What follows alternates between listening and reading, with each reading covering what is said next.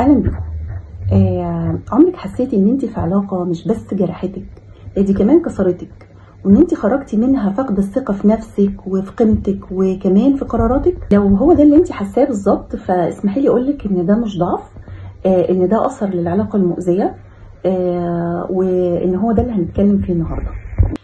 طيب ليه بتحسي ان تقديرك لذاتك انكسر؟ ده لان العلاقه اللي بتبقى فيها دايما تجاهل ونقد وتلاعب بشكل مستمر بتعمل حاجه خطيره جدا في الواحد، بتخلي صوت الشخص المؤذي بيكون اعلى من صوتك انتي او من صوتك الحقيقي، وده بيخليكي تصدقي ان انت فعلا قليله وان النقد ده حقيقي، او انك بتخليكي عايزه تبذلي مجهود كبير في انك تخلي الناس اللي قدامك تحبك. واول خطوه لانك تعالجي الموضوع ده وتستعيدي قيمتك انك انت تفصلي ما بين صوته وصوتك الحقيقي، ما بين صوت الشخص المؤذي وما بين صوتك الحقيقي.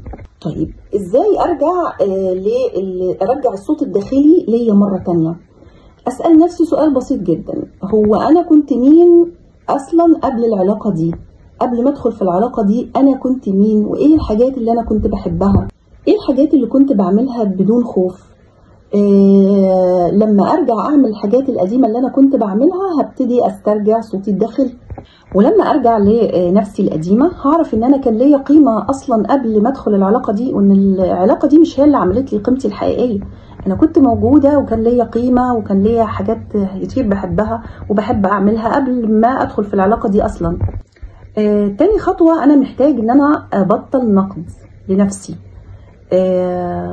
طبعا استمرار في علاقه مؤذيه لفتره طويله بيخلينا نصدق النقد المستمر، واقعد اقول لنفسي يمكن انا غلط، يمكن انا كانت فيا العيوب دي فعلا، يمكن هو كان على حق. كل ما الاقي دماغي ابتدت تنتقدني انتقاد داخلي اوقف فورا النقد ده واقول لنفسي ان الصوت ده مش صوتي، وان ده انعكاس لشخص ما كانش عارف قيمتي، لكن انا قيمتي مش في العيوب المستمره دي.